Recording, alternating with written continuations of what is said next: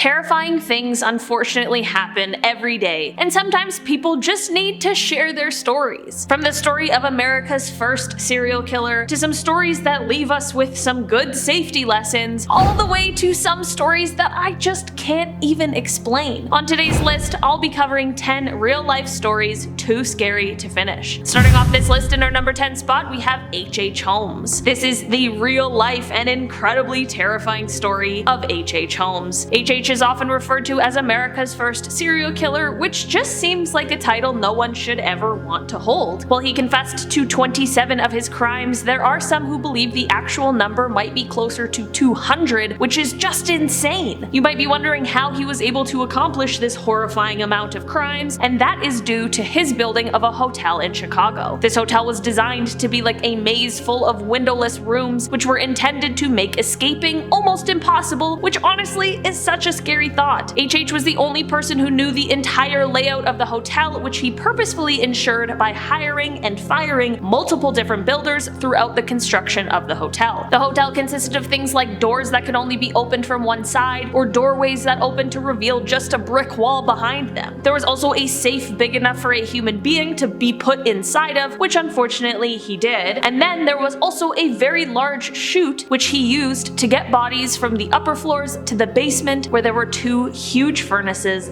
as well as a ton of acid. In our number 9 spot today, we have Lock Your Doors. This story comes from Oxidius on Reddit and is a pretty harsh reminder. They say, "My mom was driving and a guy ran out in the road, so she stopped so she didn't hit him. It was nighttime, so it was pretty dark out, and 3 other men emerged from the forest around, all trying to use the door handles of her car to get in. She locked them luckily and gassed it to the nearest town. Remember to always lock your car after you start it, because if it was unlocked, who knows what would have happened to her." This story is definitely a good lesson can be learned from this extremely chilling story. I'm so glad everyone turned out okay here, and I feel like this might be why a lot of cars now automatically lock after you begin driving. In our number 8 spot today, we have CORA CRIPPEN. CORA CRIPPEN, who went by Belle Elmore on stage, was an aspiring opera singer who wasn't necessarily famous, but had some popularity within the London theatre scene. CORA was married to Dr. Holly CRIPPEN, and the two were known for their arguing. They certainly didn't do much of anything else, and they were not afraid to argue in public, but I guess points for being real and honest? On January 31st, 1910, CORA and Holly threw a party where they of course were seen arguing, but after this day, CORA totally disappeared. Holly swore that she had just gone to California, but of course we know that there's no way that that was the case, especially considering the fact that Holly also invited his young secretary to move into his house with him, and she began to wear his missing wife's mink and jewelry. That is not normal innocent man behavior, you guys. Luckily, CORA had a good friend named Kate Williams, and Kate knew something suspicious had happened. Kate rightfully followed her instincts and went to Scotland Yard to tell them what she knew. When Scotland Yard went to the home to investigate, Holly and the secretary were both already gone, and they found a human torso in the cellar, which unfortunately did end up belonging to CORA. Scotland Yard searched for the missing pair, and thankfully someone saw them boarding a boat to Canada, and they were caught right after their arrival. In our number 7 spot today, we have Trust Your Instincts. This extremely close call story comes from Pessimistic Optimista on Reddit, and they say, "When my aunt was about 16, she was working at a grocery store and had a boss in his mid-20s. One day he called the house and was begging her to sneak out and hang out with him. She was considering it because it was her boss and she didn't want to say no. My mom, who is 2 years younger than her, always gets these incredibly spot-on gut feelings. She had one that night and begged my aunt not to go out with him. Thankfully, she listened to my mom and told him no, which made him really angry. He ended up going out that night and meeting another girl. He took her out to some cliffs where he pushed her off. Somehow, she lived through this and was able to get him sent to prison. I feel so sorry for that girl and so thankful for my mom and her gut feelings.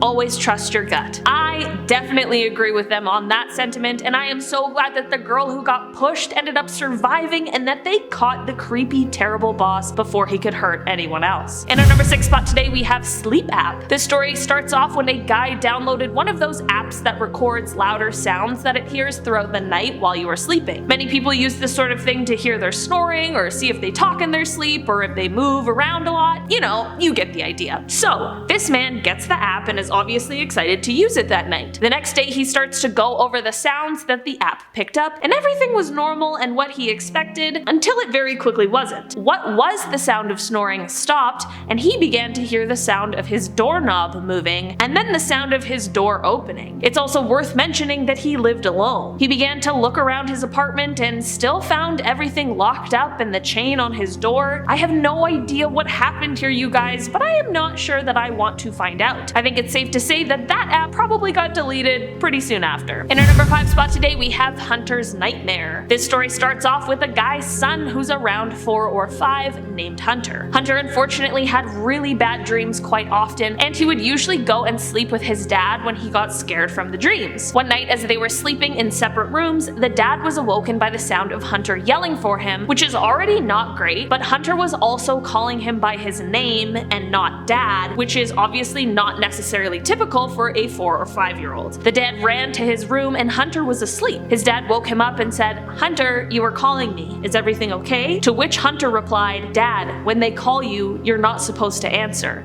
And then he just went back to sleep. When his dad asked Hunter about it the next morning, he didn't remember that conversation. This story absolutely gives me the chills, you guys, and I bet this dad did not sleep for the night after that conversation. In our number 4 spot today, we have June and Jennifer. Twins June and Jennifer Gibbons were about as close as twins can be. They created their own language that no one else knew, and they barely ever spoke to anyone else. But as time went on, their love for each other turned into something really dark, and at 2 different points, they each tried to kill the other one. But they also committed a bunch of crimes together, mostly theft and arson. Eventually, they were deemed psychopaths and they found themselves committed to Broadmoor Hospital for the criminally insane at a very young age. They eventually reached out to a journalist named Marjorie Wallace, and while doing the interview, they explained that they felt as though they could never be individuals while they both lived. Jennifer then told the reporter, "I'm going to die. We've decided." I'm sure that's definitely not how Marjorie thought that interview was going to go. Well, shortly after this, when the twins were being transferred to a lower security facility, Jennifer actually did end up passing away. Her death was determined to be from a heart condition, but based on what we all just learned, I wonder if that is untrue. If it is true, it's still pretty eerie that maybe she predicted her own death? It's definitely just a bit too convenient of a coincidence for me personally. In our number 3 spot today, we have The Man in the Backyard. You guys, this story absolutely freaks me out, and I feel like it is a scene from a real scary horror movie. They say, "This happened to me when I was about 8 and it still scares me to this day. One evening I went to let my dogs in from the back garden at around 9 p.m. It was pitch black, so I quickly opened the door and my dogs came bounding in. As soon as they came in, I locked the door, and at this moment a person on the other side pulled the handle down trying to get into my house. We had a glass door, so even in the dark I could see the outline of a man standing there. I ran to my dad and he ran into the back garden after this man and saw him running down the road. Since then I have closed and locked doors at the speed of light." This story definitely serves as a reminder to always lock your doors. I can't even imagine how scary that situation would be. I am so glad that their dad was there and everyone ended up safe in this scary situation. In our number 2 spot today, we have Stranger in the Living Room. This story starts off when this person, who we'll call Alex, was 7 years old. Alex woke up in the middle of the night with a sore ear and they went to go and tell their mom and stepdad. As Alex walked out of their room, they had to pass through the living room, and this is where they saw someone sitting in a chair that was about 3 feet away from Alex's bedroom door. Alex said the person looked really strange, like their face was kind of distorted, but Alex thought maybe it was just because it was dark. Alex said, "Mom?"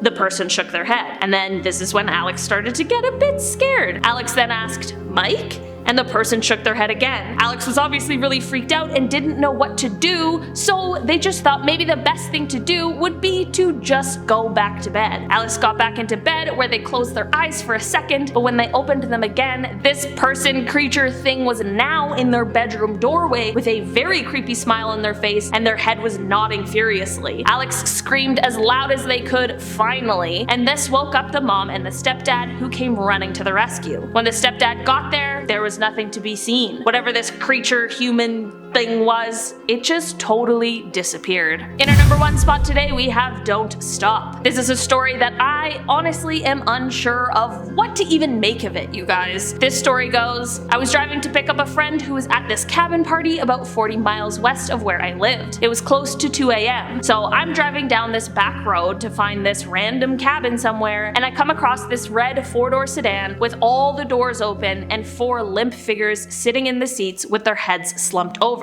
That alone kind of freaked me the heck out. Later on, I'm driving by again after a failed attempt at picking up my friend. Mind you, it's getting close to 3 in the morning, and now only the front seat passenger door was open, and every person in that car was staring with a blank, dead stare directly at me as I drove past at 10 miles per hour. Very creepy to me. You guys, there's a part of me that wants to know what was going on here, but part of me just hopes that I never have to find out. It's definitely good to help people who are in trouble, but I'm very glad this person didn't stop this time, because who knows what was going on there and what could have happened. Alright guys, that has been our list for today. Thank you so much for checking it out. If you have any scary stories that have happened to you, leave them down in the comments below, because I need to know them. I've been your host today, Olivia Kozlowski, and I'll see you next time. Bye!